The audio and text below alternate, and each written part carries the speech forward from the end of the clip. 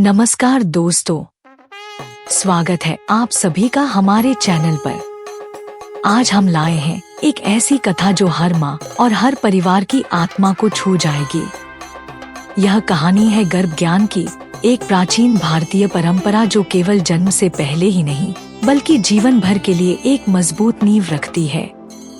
तो चलिए जानते हैं कि गर्भ ज्ञान क्या है, इसका रहस्य क्या है और हम इसे अपने जीवन में कैसे उतार सकते हैं। यह यात्रा शुरू होती है सौम्या से, 28 वर्ष की एक खुशमिजाज और जिज्ञासु महिला जो अपने पहले बच्चे को जन्म देने वाली थी। एक दिन जब वह अपने ससुराल में पुरानी चीजें देख रही थी, उसे अपनी सास की अलमारी में एक पुरानी धूल भरी पुस्तक मिली। उसका शीर्षक था गर्भदीप, जीवन की पहली पाठशाला। सौम्या ने उत्सुकता से उस किताब के पन्ने पलटने शुरू किए। जैसे जैसे उसने पढ़ा, उसकी आंखों में एक चमक आ गई। वह जानकर चकित रह गई कि प्राचीन ऋषियों और मुनियों का मानना था कि एक बच्चे का स्वभाव, उसकी बौद्धिक क्षमता और शारीरिक स्वास्थ्य, ये सब गर्भ में ही आकार लेने लगते हैं। उसने अपने मन में एक सवाल उठाया, क्या वाकई ऐसा संभव है? क्या मैं अपने गर्भ में पल रहे शिशु को कुछ सिखा सकती हूँ? उसने यह प्रश्न अपनी सासू माँ से किया। सासू माँ मुस्कुराई और बोली, बेटी, यह कोई जादू नहीं है, यह हमारी परंपरा का विज्ञान है। भाग 2, गर्भदीप का अर्थ। सौम्या की उत्सुकता बढ़ गई। उसने पूछा, माँ, ये गर्भदीप या गर्भ ज्ञान आखिर होता क्या है?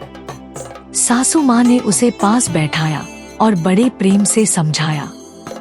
गर्भ ज्ञान वह प्रक्रिया है जिसमें एक माँ अपने गर्भ में पल रहे शिशु को न केवल शारीरिक रूप से बल्कि मानसिक और आत्मिक रूप से भी तैयार करती है। उन्होंने आगे कहा, यह अनुभव केवल बच्चे के लिए नहीं, माँ के लिए भी एक आध्यात्मिक यात्रा होता है।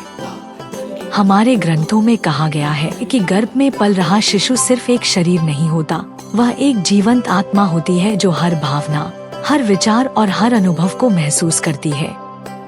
सासू माँ ने मुस्कुराकर कहा, तुमने महागाथा कुरुचरित की कथा तो सुनी होगी ना?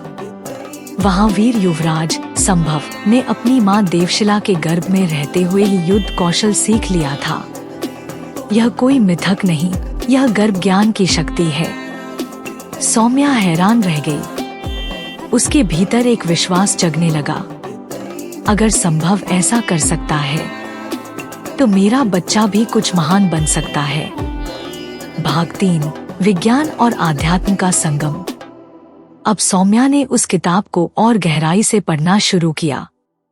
उसी दौरान उसने अपनी बचपन की दोस्त श्रुति से बात की, जो अब एक प्रसिद्ध बाल रोग विशेषज्ञ थी। श्रुति ने कहा, सौम्या, यह सिर्फ परंपरा नहीं है, आज का विज्ञान भी इस बात को स्वीकार करता है। जब एक माँ गर्भवती होती है तो शिशु का मस्तिष्क अत्यंत तीव्रता से विकसित हो रहा होता है। 20वें हफ्ते के बाद बच्चा सुन सकता है, भावनाएं महसूस कर सकता है। माँ जो बोलती है, गाती है, सोचती है, सब शिशु के मस्तिष्क पर प्रभाव डालता है। श्रुति ने आगे समझाया, जब माँ प्रसन्न रहती है तो उसके शरीर में स्ट्रेस हार्मोन कम बनते हैं, जिससे बच्चा स्वस्थ पैदा होता है। अगर माँ सकारात्मक विचारों से भरी रहती है तो शिशु का मानसिक विकास उत्कृष्ट होता है। अब सौम्या को समझ आ गया था, गर्भ ज्ञान कोई अंधविश्वास नहीं बल्कि एक ऐसा विज्ञान है जो शरीर, मन और आत्मा तीनों को एक साथ संवारता है। भाग 4, सौम्या की यात्रा। अब सौम्या ने यह यात्रा खुद शुरू की। उसने रोज सुबह ध्यान करना शुरू किया, भक्ति संगीत सुनना और गुनगुनाना शुरू किया। हर रात वह अपने शिशु से बात करती, उसे कहानियाँ सुनाती, संस्कृत श्लोक बोलती और अपने विचारों को सुंदरता से संवारती। उसने देखा कि जैसे जैसे वह यह सब करती जा रही थी, उसका मन शांत होता जा रहा था। उसका शरीर ज्यादा ऊर्जा से भर जाता था और हर बार जब शिशु गर्भ में हलचल करता तो लगता जैसे वह भी अपनी माँ से संवाद कर रहा हो। गर्भदीप यह केवल एक पुस्तक नहीं थी, यह सौम्या के लिए बन गई थी एक नया जीवन दर्शन। और उसका विश्वास अटूट था, जो बीज मैं आज बो रही हूँ वही कल मेरे शिशु के जीवन का वृक्ष बनकर खिलेगा। संस्कार यात्रा, सौम्या और गर्भ संस्कार का अद्भुत सफर। भाग 1, सौम्या की ठान। सौम्या ने यह ठान लिया कि वह अपने आने वाले बच्चे के लिए गर्भ संस्कार की शुरुआत करेगी। अपनी सास और किताब की मदद से उसने एक ठोस योजना बनाई। सबसे पहले उसने तय किया कि वह हर दिन सुबह जल्दी उठेगी। वह हर सुबह 10 मिनट ध्यान करेगी, जिसमें वह अपने बच्चे से बात करती और कहती, मेरे प्यारे बच्चे, तुम बहुत अच्छे बनोगे। तुम्हारे अंदर ताकत होगी, बुद्धि होगी और ढेर सारा प्यार होगा। इसके बाद सौम्या भगवद गीता और रामायण की कहानियाँ पढ़ती थी। उसे लगता था कि इन कथाओं से बच्चे को नैतिकता और अच्छे संस्कार मिलेंगे। वह शास्त्रीय संगीत सुनना भी शुरू कर चुकी थी, जैसे राग भैरवी और राग यमन, क्योंकि उसने सुना था कि यह संगीत बच्चे के मस्तिष्क को शांति और सुकून देता है। सौम्या ने अपनी डाइट भी बदल दी थी। वह अब सात्विक भोजन करने लगी थी, जिसमें ताजे फल, दाल, सब्जियां और दूध शामिल थे। वह सोचती, जो मैं खाऊंगी वही तो मेरे बच्चे को मिलेगा। भाग 2, परिवार का साथ। सौम्या ने अपने पति और सास ससुर को भी इस यात्रा में शामिल किया। उसका पति रोहन हर शाम उसके साथ बैठकर बच्चे से बात करता और कहता, बेटा या बेटी, तुम हमारे घर की रोशनी बनोगे। सासू माँ हर दिन मंत्र जाप करती, जैसे नमो भगवते वासुदेवाय, और कहती कि इससे बच्चे को सकारात्मक ऊर्जा मिलेगी। एक दिन रोहन ने सौम्या से पूछा, क्या सच में यह सब करने से कोई फर्क पड़ेगा? सौम्या हंसते हुए बोली, पढ़े या न पढ़े, लेकिन मुझे तो अपने बच्चे से एक गहरा जुड़ाव महसूस हो रहा है और यह अपने आप में बहुत बड़ी बात है। भाग 3, गर्भ संस्कार के तरीके। सौम्या ने गर्भ संस्कार को और अधिक सशक्त बनाने के लिए कई तरीके अपनाए।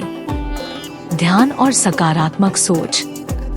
हर दिन 10 से 15 मिनट शांत बैठकर बच्चे से बात करें। उसे यह बताएं कि आप उससे कितना प्यार करते हैं। संगीत और मंत्र। शास्त्रीय संगीत सुने या गायत्री मंत्र जैसे मंत्रों का जाप करें। इससे माँ और बच्चे दोनों को शांति मिलती है। अच्छा साहित्य।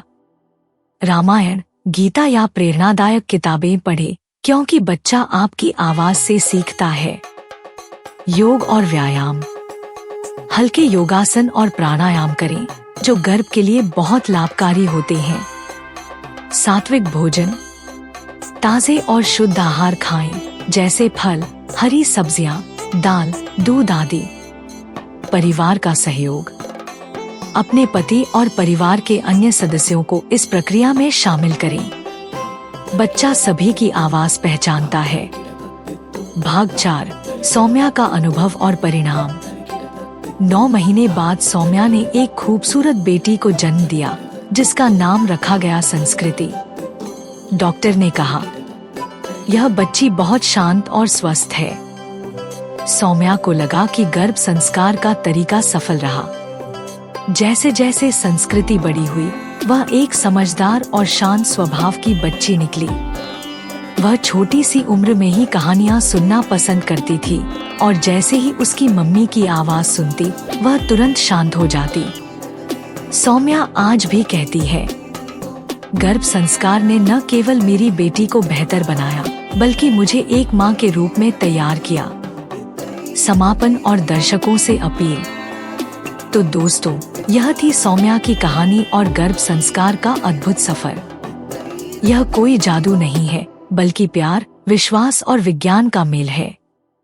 अगर आप भी माँ बनने वाली हैं या आपके परिवार में कोई गर्भवती है, तो गर्भ संस्कार को जरूर आजमाएं। यह आपके बच्चे के लिए सबसे खूबसूरत तोहफा हो सकता है। अगर आपको यह कहानी पसंद आई, तो वीडियो को लाइक करें, अपने दोस्तों और परिवार के साथ शेयर करें और कमेंट में बताइए कि आप गर्भ संस्कार के बारे में क्या सोचते हैं।